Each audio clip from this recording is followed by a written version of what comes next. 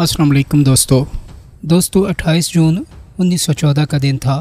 सुबह 11 बजे के करीब बोस्निया के दारुल हुकूमत सराजीव के टाउन हॉल से एक खुली छत वाली डबल फैटन कार निकली।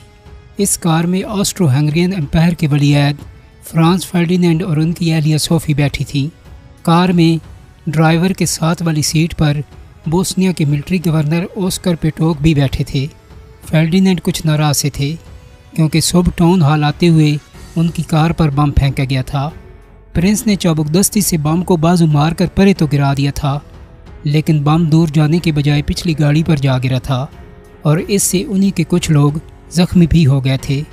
दोस्तों, फर्डिनेंड इन्हीं ज़ख्मियों की इयादत के लिए अस्पताल जा रहे थे, लेकिन गाड़ी में बैठे मिलिट्री गवर्नर को अचानक एहसास हुआ कि वो गलत रास्ते पर जा रहे हैं। उन्होंने ड्राइवर को गाड़ी मोड़ने का हुक्म दिया। ड्राइवर ने कार मोड़ने के लिए आहिस्ता की, लेकिन इससे पहले कि वो गाड़ी मोड़ता अचानक 2 फायर हुए। एक गोली प्रिंस की गर्दन को ज़ख्मी करते हुए निकल गई, दूसरी गोली उनकी बीवी सोफ़ी के पेट में जा लगी। दोनों को फौरी तौर पर तो कुछ महसूस नहीं हुआ, लेकिन अचानक प्रिंस अपनी गर्दन पकड़कर झुकने लगे। सोफ़ी ने घबरा कर उनसे पूछा, आपको क्या हुआ? लेकिन ये कहते कहते वो खुद भी लुढ़क कर सीट से नीचे गिर पड़ी। फर्डिनेंड ने चीख कर कहा, सोफ़ी डियर, मरना नहीं, तुम्हें हमारे बच्चों के लिए ज़िंदा रहना होगा। लेकिन सोफ़ी फिर कुछ नहीं बोली। सिक्योरिटी वालों ने उनकी गाड़ी को घेर लिया। प्रिंस मुसलसल कहते रहे, कुछ नहीं हुआ, कुछ नहीं हुआ, लेकिन ये कहते कहते वो खुद भी बेहोश हो गए। दोस्तों, ज़ख्मी शाही जोड़े को फौरी तौर पर अस्पताल ले जाया गया कि जहाँ पर डॉक्टर ने बताया कि दोनों मर चुके हैं। तो इस कत्ल की खबर जब अखबारात में आम हुई तो एक बड़ी जंग की धमक भी सुनाई देने लगी, क्योंकि ये कत्ल महज 2 जानों का ज़िया नहीं था, बल्कि इसके पीछे एक कहानी थी। दोस्तों, 1914 में यूरोप के नक्शे पर 4 ताकतें छाई हुई थीं। ज़ार रूस की रूसी सल्तनत, Ottoman empire, Austro Hungarian empire और जर्मन एम्पायर। पूरा सेंट्रल और ईस्टर्न यूरोप या तो इन्हीं ताकतों के कब्ज़े में था या इनसे अलग होने वाली छोटी छोटी रियासतों पर मुश्तमिल था। ख़ास तौर पर पोलैंड तो बाकायदा रूस, जर्मनी और ऑस्ट्रिया में तकसीम था। इनके अलावा बरतानिया और फ्रांस भी उस वक्त की बहुत बड़ी ताकतें थीं, लेकिन उनकी एम्पायर्स यूरोप से बाहर थीं। यूरोप के सेंटर में ऑस्ट्रिया सबसे बड़ी एम्पायर था, जिसमें हंगरी, चेक रिपब्लिक और स्लोवाकिया समेत कई यूरोपीय ममालिक शामिल थे। लेकिन इस एम्पायर के साथ एक मसला था, वो ये कि इसके जनूब में कई नए ममालिक उभर चुके थे, जैसा कि सर्बिया और रोमानिया वगैरह, और ये सब ओटमन एम्पायर से आज़ाद हुए थे। तो इनमें सर्बिया के लोग और ऑस्ट्रियन एम्पायर में भी मेजॉरिटी स्लाविक्स की थी। इसलिए सर्बिया की ख्वाहिश ये थी कि ऑस्ट्रियन एम्पायर के स्लाविक नस्ल वाले सारे इलाके सर्बिया में शामिल करके एक ग्रेटर सर्बिया कायम किया जाए, कि जिससे वो यूगोस्लाविया का नाम देते थे। यूगोस्लाविया का मतलब था साउथ स्लाविक लोगों की सरजमीन। तो ग्रेटर सर्बिया या यूगोस्लाविया के ड्रीम को पूरा करने के लिए सर्बों का पहला टारगेट ऑस्ट्रो हंगरियन एम्पायर का इलाका बोस्निया था। ये इलाका 1878 में ऑस्ट्रिया ने उस्मानियों से छीना था और फिर 1907 में इसे बाकायदा अपने एम्पायर में शामिल कर लिया था। ऑस्ट्रिया के इस इक़दाम पर सर्बिया ने एहतजाज भी किया था और सर्बिया के अंदर ऑस्ट्रिया के ख़िलाफ़ प्रोपेगेंडा भी शुरू कर दिया गया था। सर्ब नेशनलिस्ट ने बोस्निया को ऑस्ट्रो हंगरियन एम्पायर से अलग करने के लिए एक अंडरग्राउंड मूवमेंट भी शुरू कर दी थी, और इस अंडरग्राउंड मूवमेंट का मरकज़ी ग्रुप ब्लैक हैंड था, कि जो सर्ब इंटेलिजेंस की सरपरस्ती में सर्बिया में ही कायम किया गया था। इसका लोगो बहुत ही ख़तरनाक था, कि जिस पर एक खोपड़ी, हड्डियाँ, जहर की एक बोतल, चाकू और बम बना हुआ था। यानी ये ग्रुप कायम ही मुसल्लह जदोजहद के लिए किया गया था। दोस्तों, इस ग्रुप की एक ब्रांच यंग बोस्निया भी कहलाती थी, कि जिसमें बोस्निया में रहने वाले सर्ब नौजवान, ख़ास तौर पर टीन एजर्स शामिल होते थे। ये जज्बाती किस्म के नौजवान सर्ब इंटेलिजेंस की मदद से बोस्निया में दहशतगर्दी की कार्रवाइयाँ करते थे। ऑस्ट्रिया के वलीअहद का कत्ल का मंसूबा भी इसी ग्रुप ने तैयार किया था।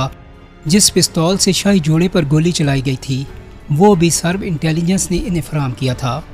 इस प्लान में कुल 6 कातिल शामिल थे, कि जिन्हें कई मकामी लोगों की मदद भी हासिल थी। प्रिंस फ्रांस और उनकी अहलिया जिस शख्स की गोलियों का निशाना बने थे, वो एक 19 साल सर्ब स्टूडेंट गोरिलो प्रिंसिप था। इसे फायरिंग के बाद मौका पर ही गिरफ्तार कर लिया गया था। دوستو گیوریلو پکڑا تو گیا تھا لیکن اسے سزائے موت نہیں دی گئی، کیونکہ آسٹرین لا کے مطابق 20 برس سے کم عمر شخص کو سزائے موت نہیں دی جا سکتی تھی۔ چنانچہ گیوریلو کو 20 برس قید کی سزا سنا کر جیل میں ڈال دیا گیا۔ تاہم وہ ٹی بی کا مریض تھا اور 4 برس بعد جیل میں ہی قدرت کا ہاتھوں سے زندگی سے آزاد کر گیا۔ تو اب دوستو آسٹریا کے ولیعہد اور ان کی بیوی کا قتل اتنی طاقتور امپائر کے لیے غیر معمولی بات تھی، کیونکہ اسی شخص نے بعد میں شہنشاہ بھی بننا تھا۔ ان کے 3 کم سن بچے بھی یتیم ہو چکے تھے۔ پوری امپائر میں سوگ منایا جا رہا تھا۔ 4 جولائی کو ویانا میں شاہی جوڑے کی آخری رسومات بھی ادا کر دی گئیں۔ ہزاروں لوگوں نے ان کا آخری دیدار کیا۔ پھر ان کے تابوت ویانا سے 122 کلومیٹر دور آرٹیٹسٹن کاسل لے جا کر وہاں پر دفن کر دیے گئے۔ آسٹریا کے لیے یہ ایک تاریخی سانیہ تھا اور یہ سانیہ سرب انٹیلیجنس کی مدد سے ہوا تھا۔ تو اب آسٹرین امپائر انتقاماً سربیا کو تباہ کر دینا چاہتی تھی، لیکن اس خطرناک موڈ کے باوجود آسٹریا فوری طور پر سربیا کا کچھ نہیں بگاڑ سکتا تھا۔ وجہ یہ تھی کہ سربیا بھلے ہی چھوٹا اور کمزور تھا، لیکن وہ روس جیسی طاقتور امپائر کا دوست ملک تھا۔ رشین امپائر نے خود کو ایسٹرن اور سینٹرل یورپ کے، جس میں یورپ کا خطہ بلقان بھی شامل تھا، اس کی تمام آرتھوڈکس مسیح آبادی کا محافظ ڈکلیئر کر رکھا تھا۔ سربیا بھی آرتھوڈکس کرسچین تھا، جبکہ آسٹرین امپائر کے حکمران کیتھولک تھے، تو اس لیے روس اور سربیا کا فطری اتحاد تھا۔ ان کا اتحاد کتنا گہرا تھا اس کا اندازہ یوں لگائیں کہ 1878 میں روس نے سربیا کو عثمانی ترکوں سے آزادی دلوائی تھی۔ اگر سادہ الفاظ میں بات کریں تو یورپ میں 2 بڑے واضح فوجی اتحاد تھے۔ پہلا اتحاد روس، فرانس اور برطانیہ کا تھا کہ جس سے ٹرپل انٹائنٹ یا 3 قومی اتحاد کہا جاتا تھا۔ دوسرا اتحاد جرمنی، آسٹریا اور اٹلی کا تھا کہ جس سے ٹرپل الائنس کہتے تھے۔ تو ملٹری الائنس کے اس پیچیدہ کھیل میں یہ طے تھا کہ کسی بھی 2 ملکوں کی لڑائی سب ملکوں کو اس میں کھینچ لائے گی۔ اس کے اتحادی اور دشمن دونوں کو اس جنگ میں کودنا ہی پڑے گا، جو بھلے اس کی وجہ سے شروع ہوئی تھی یا نہیں۔ تو اب خدشہ یہ ظاہر کیا جا رہا تھا کہ اگر سربیا پر آسٹریا حملہ کرے گا تو آسٹریا پر روس کرے گا، روس پر جرمنی، اور ان کے پیچھے فرانس اور برطانیہ بھی دوڑے چلے آئیں گے۔ یعنی یہ سب محسوس کر رہے تھے کہ لڑائی کسی بھی وجہ سے شروع ہو، تمام عالمی طاقتیں اس میں کودنے پر مجبور ہو جائیں گی، یعنی ایک گریٹ وار شروع ہو جائے گی۔ دوستو اب ستم ظریفی تو یہ تھی کہ برطانیہ کے بادشاہ کنگ جارج 5، جرمنی کے شہنشاہ کائزر ولیم اور روس کے حکمران زار نکولس 2 آپس میں کزنز تھے۔ تینوں کی بلڈ لائن ماں یا باپ کی طرف سے سابق ملکہ برطانیہ کوئین وکٹوریہ سے ملتی تھیں، لیکن یہ رشتہ داری بھی حالات کا رخ موڑنے میں ناکام رہی۔ دوستو یہ تھا وہ بیک گراؤنڈ کہ جس میں آسٹریا اپنے شاہی جوڑے کے قتل کا انتقام سربیا سے لینے کے لیے جرمنی کی مدد کا طالب ہوا۔ یعنی اگر روس سربیا کو بچانے آئے گا تو جرمنی اس کے راستے میں کھڑا ہو جائے گا۔ جرمنی نے آسٹریا کو یقین بھی دلا دیا کہ روس کے ساتھ جنگ ہوئی تو ہم تمہاری پوری مدد کریں گے، اور اس جواب سے آسٹریا کے بوڑھے شہنشاہ فرانس جوزف I مطمئن ہو گئے۔ اب وہ سربیا کو سبق سکھانے کے لیے آزاد تھے۔ یہاں آپ کو یہ بھی بتا دیں کہ فرانس فردینینڈ جن کا قتل ہوا تھا وہ بڑے پرامن شخص تھے اور ہمیشہ جنگ سے دور رہنے کی بات کرتے تھے۔ وہ تو سلاوک نسل کے لوگوں یعنی سربوں اور دوسری کمیونٹیز سے بھی ہمدردی رکھتے تھے، اور آسٹریا میں بادشاہ کے انڈر جو پارلیمانی گورنمنٹ قائم تھی اس میں وہ سلاوک لوگوں کو زیادہ نمائندگی دینا چاہتے تھے۔ یعنی دیکھا جائے تو سربوں نے صرف ایک کراؤن پرنس کو قتل نہیں کیا تھا، بلکہ ایک ایسی آواز کو خاموش کر دیا تھا کہ جو یورپ کو عالمی جنگ سے بچا سکتی تھی اور ان کی اتحادی تھی۔ تو اس کے بعد اب وہی ہونا تھا کہ جو جنگ کے حامی چاہتے تھے، یعنی ایک ورلڈ وار۔ دوستو جنگ کا آغاز سخت وارننگز اور الٹیمیٹم سے ہوا۔ 30 جولائی کو جمعے کے روز بلگراد میں آسٹرین سفیر نے سر وزیر خارجہ کو الٹیمیٹم کا ڈاکومنٹ تھما دیا۔ اس دستاویز میں مطالبہ کیا گیا تھا کہ آسٹرین شاہی جوڑے کے قتل میں ملوث تمام لوگوں کو سخت سزا دی جائے، آسٹریا کے خلاف کام کرنے والی تمام انڈر گراؤنڈ تحریکوں پر کریک ڈاؤن کیا جائے، اور آسٹریا کے خلاف تمام پراپوگنڈا بند کر دیا جائے۔ پراپوگنڈے میں شامل تمام سرکاری افسران کے خلاف کارروائی بھی کی جائے۔ سرحد پار یعنی آسٹرین علاقے میں ہتھیاروں کی سپلائی بھی روکی جائے، اور اس الٹیمیٹم کا جواب دینے کے لیے 48 گھنٹوں کا ٹائم دیا گیا۔ لیکن اس الٹیمیٹم کے ساتھ ہی آسٹریا نے جنگ کی تیاری بھی شروع کر دی۔ آرمی اور نیوی کو موبلائز کر دیا گیا۔ اور کم از کم 3 آسٹرین بحری جنگی جہازوں نے یورپ کے مشہور دریائے ڈینوب میں پوزیشن سنبھال لی۔ دوستو ڈینوب ریور یورپ کا دوسرا بڑا دریا ہے کہ جو جرمنی سے شروع ہو کر بلیک سی تک جاتا ہے۔ راستے میں یہ آسٹریا کے دارالحکومت ویانا اور سربین کیپٹل بلغراد سے بھی گزرتا ہے۔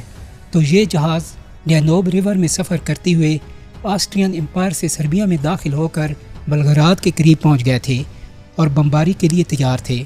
اب سربیا کے پاس انہیں روکنے کا کوئی انتظام نہیں تھا اور آسٹریا کے تقریباً 3,60,000 فوجی بھی سربین بارڈر کے قریب پہنچ چکے تھے۔ آسٹریا کے مقابلے میں سربیا کے پاس محض 20,000 یا اس سے بھی کم سپاہی موجود تھے اور یہ فوج آسٹریا کا مقابلہ کرنے کے لیے ناکافی تھی۔ لیکن سربیا کو ایک تو اپنی اتحادی روس پر بھروسہ تھا، پھر اس نے بڑے پیمانے پر بھرتی بھی شروع کر کے لاکھوں رضاکار بھی تیار کر لیے تھے۔ مطلب سربیا مقابلے کے موڈ میں تھا۔ تاہم اس نے آسٹریا کا الٹیمیٹم بھی بالکل مسترد نہیں کیا بلکہ اس کا گول مول جواب دیا۔ سربین حکومت کے جواب میں کہا گیا تھا کہ ہم آسٹرین امپائر کے ساتھ دوستانہ تعلقات چاہتے ہیں۔ ہم آسٹریا ہنگری کے وہ تمام مطالبات مانیں گے کہ جن کے ذریعے ہمسایہ ملکوں میں کرائمز اور انریسٹ کو روکنے میں مدد مل سکے۔ ایک سویلائزڈ اسٹیٹ مہذب ریاست کے طور پر یہ سرب حکومت کی ذمہ داری ہے کہ وہ پورے خلوص کے ساتھ آسٹریا سے دوستانہ تعلقات کے لیے ہر ممکن قدم اٹھائے۔ دوستو بظاہر یہ جواب اچھا تھا، لیکن اس میں کہیں بھی یہ نہیں کہا گیا تھا کہ جن تنظیموں اور سرکاری افسران کے خلاف آسٹریا نے کارروائی کی ڈیمانڈ کی ہے ان پر کوئی کریک ڈاؤن کیا جانے والا ہے۔ چنانچہ آسٹریا نے اس جواب کو مسترد کر کے سربیا سے سفارتی تعلقات ختم کر دیے۔ صورتحال مزید بگڑنے لگی اور 27 جولائی کے روز آسٹریا کے دارالحکومت ویانا میں مارشل لا نافذ کر دیا گیا اور اگلے روز 28 جولائی کو آسٹریا نے سربیا پر وار ڈکلیئر کر دی۔ بلغراد میں سرب حکومت کو اعلان جنگ کے ڈاکومنٹس بھیج دیے گئے۔ دوستو فرسٹ ورلڈ وار شروع ہو چکی تھی، تو جب سربیا پر حملہ شروع ہوا تو اس کے اتحادی روس نے بھی اپنی فوج کو موو کرنا شروع کر دیا، لیکن اس سے پہلے کہ روس حملہ کرتا